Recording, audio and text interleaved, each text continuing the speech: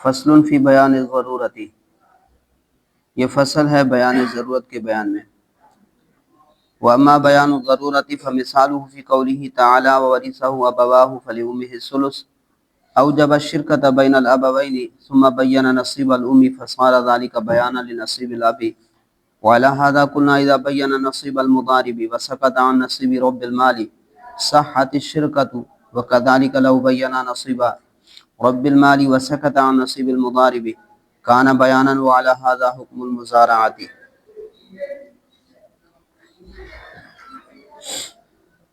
اب یہاں سے مصنف علیہ الرحمہ وجوہ بیان کی بحث چل رہی ہے، ان میں سے بیان ضرورت کو بیان کر رہے ہیں۔ بیان ضرورت کسے کہتے ہیں؟ بیان ضرورت جو متکلم کے بیان سے ضرورتاً اور اقتضاءً مفہوم ہو، متکلم کے بیان سے ضرورتاً اور اقتضاءً مفہوم ہو، متکلم کے کلام میں اس کا ذکر نہ ہو، متکلم کے کلام میں اس کا ذکر نہ ہو۔ جیسے مثال کے طور پر میں کہتا ہوں کہ میرے پاس 1,00,000 روپیہ ہے، میں کہتا ہوں کہ یہ عابد اور خالد کا ہے، یا عابد اور خالد کا ہے۔ عابد کے 40,000 ہیں، عابد کے کتنے ہیں؟ 40,000 ہیں۔ اب عابد کا حصہ میں نے بیان کر دیا، خالد کے حصے کو بیان نہیں کیا جی، لیکن آپ خود سمجھ گئے کہ اب خالد کا حصہ کتنا ہے؟ 60,000۔ 40 کس کے میں نے بیان کر دیے؟ عابد کے۔ عابد کے 40,000 بیان کر دیے، تو اب خالد کے کتنے باقی؟ 60,000 روپے ہیں۔ تو آپ خود بخود سمجھ گئے، میں نے بیان نہیں کیا، ٹھیک ہے، لیکن آپ خود اقتضاً اس کو سمجھ گئے۔ تو جب دو کے حصے میں سے ایک کا حصہ بیان کر دیا تو دوسرے کا حصہ آپ خود بخود سمجھ گئے کہ جو بقایا ہیں وہ دوسرے کے ہیں۔ وَأَمَّا بَيَانُ الضَّرُورَةِ، اور رہا بیان ضرورت، فَمِثَالُهُ فِي قَوْلِهِ تَعَالَى، تو اس کی مثال اللہ تبارک و تعالیٰ کے فرمان میں ہے، وَوَرِثَهُ أَبَوَاهُ فَلِأُمِّهِ الثُّلُثُ۔ اب اللہ تبارک و تعالیٰ کا فرمان ہے وَوَرِثَهُ أَبَوَاهُ فَلِأُمِّهِ الثُّلُثُ، یہ بیان ضرورت کی مثال ہے کہ ایک شخص اگر مر جائے اور اس کے ورثہ کوئی بھی نہیں ہے، صرف والدین ہیں، تو قرآن مجید میں اللہ تعالیٰ نے فرمایا کہ وَوَرِثَهُ أَبَوَاهُ، اور اس کے وارث کون ہیں؟ اس کے والدین ہیں۔ میراث کن کو ملے گی؟ ان کے والدین کو ملے گی، ان کے وارث ان کے والدین ہیں۔ پھر اللہ تبارک و تعالیٰ نے ارشاد فرمایا فَلِأُمِّهِ الثُّلُثُ، کہ اس کی ماں کا کتنا ہے؟ ثلث ہے، ماں کا کتنا ہے؟ ثلث ہے۔ یہ کہہ کر والدہ کے حصے کو بیان کر دیا کہ والدہ کے لیے 1/3 میراث ہے، لیکن والد کا حصہ بیان نہیں کیا۔ البتہ والد کا حصہ سابقہ کلام فَلِأُمِّهِ الثُّلُث سے اقتضاً سمجھ میں آ گیا کہ جب وارثی 2 ہیں تو ان میں سے جب والدہ کا 1/3 بیان کر دیا تو باقی کس کا ہے؟ والد کا ہے۔ تو یہ ہے بیان ضرورت، اسے کیا کہتے ہیں؟ بیان ضرورت۔ فَمِثَالُهُ فِي قَوْلِهِ تَعَالَى، اس کی مثال اللہ تبارک و تعالیٰ کے فرمان میں وَوَرِثَهُ أَبَوَاهُ فَلِأُمِّهِ الثُّلُثُ، اور اس کے وارث ہیں اس کے والدین فَلِأُمِّهِ الثُّلُثُ، پس اس کی ماں کا 1/3 ہے، ثلث ہے۔ الآیۃ اوجب الشرکۃ بین الابوین، اللہ تبارک و تعالیٰ نے شرکت کو ثابت کیا والدین کے درمیان، ماں باپ کے درمیان۔ ثم بین نصیب الام، پھر اللہ تبارک و تعالیٰ نے بیان کر دیا ماں کے حصے کو، فصار ذلک بیانا، تو یہ فصار ذلک بیانا لنصیب الاب، فصار ذلک بیانا لنصیب الاب، تو یہ باپ کے حصے کا بیان بن گیا، تو یہ باپ کے حصے کا فصار ذلک بیانا، تو یہ بیان ہو گیا لنصیب الاب، باپ کے حصے کے لیے۔ وعلی ھذا قلنا، اور اسی بنا پر ہم نے کہا اذا بین نصیب المضارب وسکت عن نصیب رب المال صحت الشرکۃ۔ مضاربت کسے کہتے ہیں؟ جس میں ایک آدمی کا مال ہو اور دوسرے کی محنت ہو، ایک آدمی کا مال ہو اور دوسرے کی محنت ہو، اور صاحب مال کو کیا کہتے ہیں؟ رب المال، جس کا مال ہے اسے کیا کہتے ہیں؟ رب المال، اور جو محنت کرتا ہے اسے کیا کہتے ہیں؟ مضارب، جو کام کرتا ہے اسے کیا کہتے ہیں؟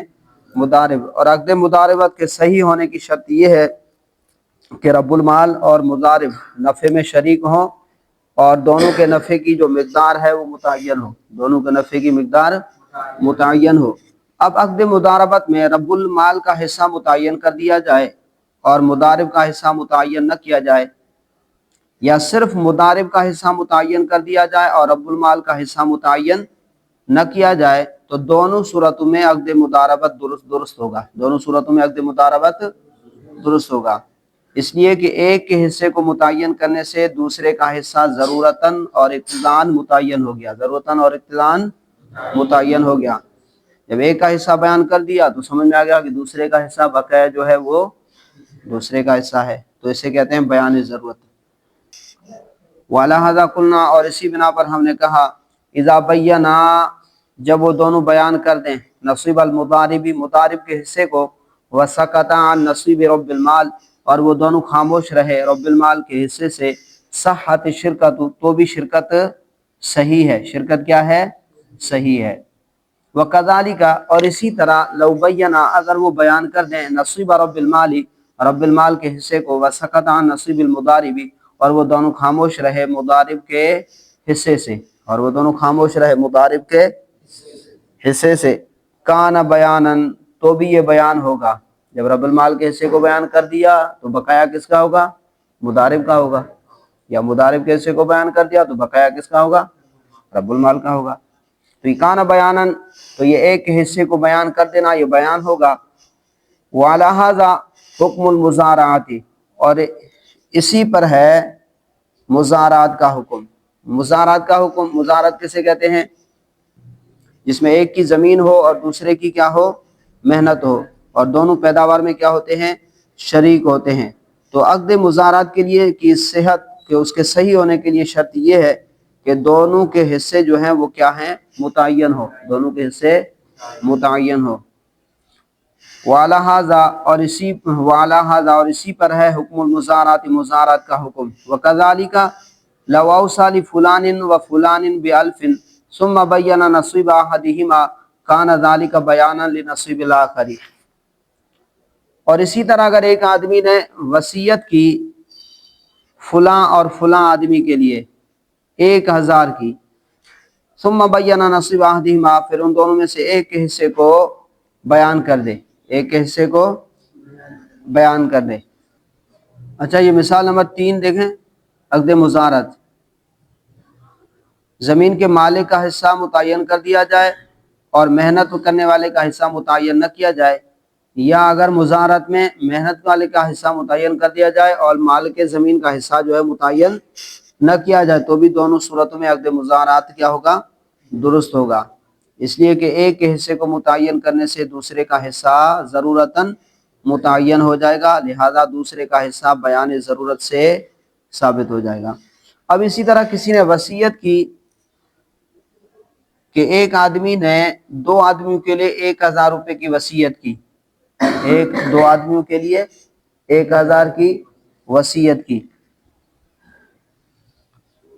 پھر ان 2 میں سے ایک آدمی کا حصہ، مثلا وہ کہتا ہے کہ 600 روپے، بھئی خالد اور عابد اور خالد، عابد کا کتنے ہیں؟ 600 روپے، 2 کے لیے وصیت کی، کہا کہ عابد کے کتنے ہیں؟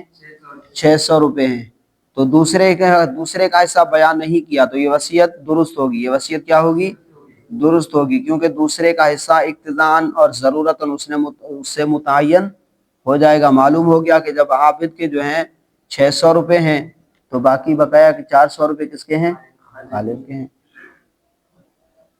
اور اس کے لیے کتنے ہوں گے؟ 400 روپے، تو یہ دوسرے کا حصہ جو ہے بیان ضرورت سے ثابت ہو جائے گا۔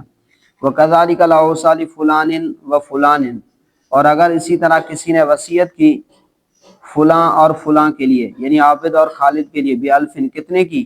1000 کی، ثم بینا نصیب احدہما، پھر ان دونوں میں سے ایک کا حصہ بیان کر دیا، کان ذالک بیانا لنصیب الآخر، تو یہ بیان ہوگا دوسرے کے حصے کے لیے، ایک کے حصے کو بیان کر دینا یہ بیان ہوگا دوسرے کے حصے کے لیے۔ ولو طلق احدى امرأتيه ثم وطئ احداهما کان ذالک بیانا للطلاق فی الاخری۔ اب یہاں سے ایک اور مسئلہ بیان کر رہے ہیں کہ ایک شخص کی دو بیویاں ہیں اور ان دو بیویوں میں سے وہ یہ کہتا ہے بغیر تعین کے احداکما طالقن، کیا کہتا ہے؟ احداکما طالقن، کہ تم دونوں میں سے ایک کو طلاق ہے، تم دونوں میں سے ایک کو طلاق ہے، متعین نہیں کیا۔ پھر دو میں سے ایک سے وطی کر لیتا ہے، دو میں سے ایک کو وطی کر لیتا ہے، تو یہ وطی کرنا اس سے معلوم ہوا کہ جس سے وطی کی ہے وہ مطلقہ نہیں ہے، اور طلاق کس کو دی ہے؟ جس کے ساتھ وطی نہیں کی۔ تو یہ وطی کرنا یہ کیا ہو جائے گا؟ بیان ضرورت بن جائے گا۔ یہ کیا بن جائے گا؟ تو کہا ایک کو طلاق دی، پھر ان میں سے ایک سے وطی کر لی، تو ایک سے وطی کرنا بیان ہوگا اس بات کا کہ طلاق دوسری کو ہے، طلاق دوسری کو ہے، اس لیے کہ مطلقہ بائنہ سے وطی کرنا کیا ہے؟ حرام ہے، مطلقہ بائنہ سے وطی کرنا حرام ہے، اور مسلمان حرام کا ارتکاب نہیں کرتا، تو یقیناً وہ اس سے وطی کر رہا ہے جس کو اس نے طلاق نہیں دی ہے۔ بس ایک سے وطی کرنے سے دوسری بیوی طلاق کے لیے کیا ہو جائے گی؟ ضرورتاً، اقتضاءً متعین ہو جائے گی، اور دوسری بیوی کا مطلقہ ہونا یہ بیان ضرورت سے ثابت ہوگا۔ یہ پہلی سے وطی کرنا یہ دوسری کے لیے کیا ہو جائے گا؟ بیان ضرورت ہو جائے گا، اور اسے طلاق واقع ہو جائے گی۔ وَلَوْ طَلَّقَ إِحْدَى امْرَأَتَيْهِ،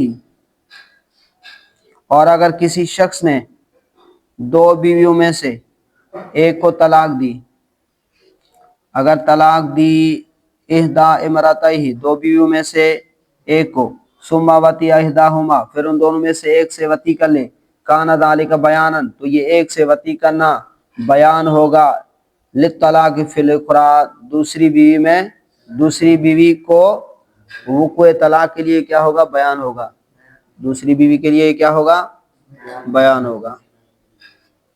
بخلاف الوطی فی العتق المبہم عند ابی حنیفہ رحمہ اللہ تعالی لأن حل الوطی فی الاماء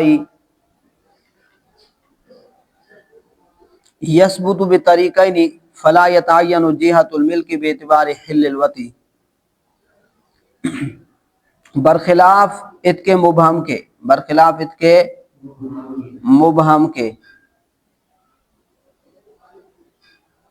امام صاحب فرماتے ہیں کہ عتق مبہم میں، عتق مبہم جو ہے اس کے برخلاف ہے، عتق مبہم اس کے برخلاف ہے، جبکہ صاحبن فرماتے ہیں کہ یہ بھی اسی طریقے سے ہے۔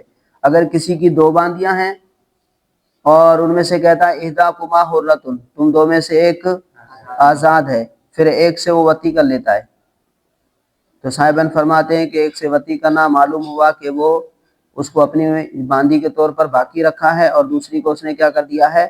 آزاد کر دیا ہے، جبکہ امام صاحب فرماتے ہیں کہ یہ عتق مبہم ہے۔ یہ کیا ہے؟ عتق مبہم ہے، ایک باندی سے وطی کرنا دوسری باندی کے آزاد ہونے کا بیان نہیں ہوگا۔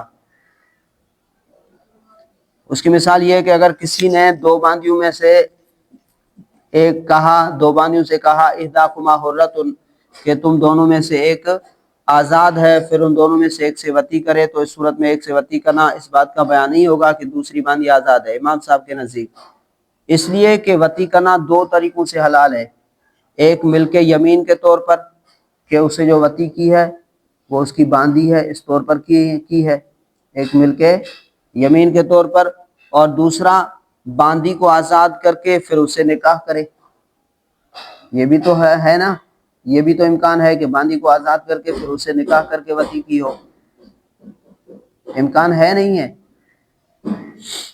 تو باندی کو آزاد کر کے مل کے نکاح کے طور پر وطی کرنا بھی حلال ہے۔ اب مولا کا ایک باندی سے وطی کرنے میں اس بات کا بھی احتمال ہے کہ وہ اس سے اس بنا پر وطی کر رہا ہے کہ وہ اس کی مملوکہ یعنی باندی ہے، اور یہ بھی ممکن ہے کہ وہ اس سے اس بنا پر وطی کر رہا ہے کہ یہ اس کی منکوح ہے، کہ آزاد کر کے اسے نکاح کر کے پھر وطی کر رہا ہے، تو یہ دونوں امکان ہیں، اس میں کیا ہے؟ دونوں امکان ہیں، تو دونوں امکان ہے نہیں ہے جی۔ تو کسی ایک باندی سے وطی کرنا جہت تملیک کو متعین نہیں کرتا، جہت تملیک کو متعین نہیں کرتا، لہذا ایک سے وطی کرنا اس بات کا بیان نہیں بنے گا کہ دوسری آزاد ہے، بخلاف حرہ کے، بخلاف آزاد عورت کے کہ اس سے وطی کرنا صرف ایک طریقے سے حلال ہے، اس سے وطی کرنا صرف ایک طریقے سے حلال ہے کہ وہ کیا ہو، نکاح میں ہو، مل کے نکاح میں ہو۔ بخلاف الوطی فی العتق المبہم، عتق مبہم میں وطی کرنا برخلاف اس کے برخلاف ہے عتق مبہم میں وطی کرنا۔ عند ابی حنیفہ رحمہ اللہ، امام اعظم علیہ الرحمہ کے نزدیک، لأن حل الوطی فی الاماء، اس لیے کہ باندیوں میں وطی کا حلال ہونا، یثبت بطریقین، یہ ثابت ہوتا ہے دو طریقوں سے، فلا یتعین جہت الملک، تو متعین نہیں ہوگا جہت الملک، ملک کی جہت، باعتبار حل الوطی، وطی کے حلال ہونے کے اعتبار سے، وطی کے حلال ہونے کے اعتبار سے ملک کی جہت متعین نہیں ہوگی، ملک کی جہت متعین نہیں ہوگی وطی کے حلال ہونے کے اعتبار سے، وطی کے حلال ہونے کے اعتبار سے۔ ہو سکتا ہے وہ ملک یمین کے طور پر اسے وطی کر رہا ہو، اور ہو سکتا ہے کہ اسے آزاد کر کے پھر نکاح کر کے وطی کر رہا ہو، تو اس میں دونوں احتمال ہیں، لہٰذا عتق مبہم کے اندر جو ہے اگر وہ وطی کرتا ہے تو پھر یہ بیان نہیں ہوگا دوسری باندی کے لیے۔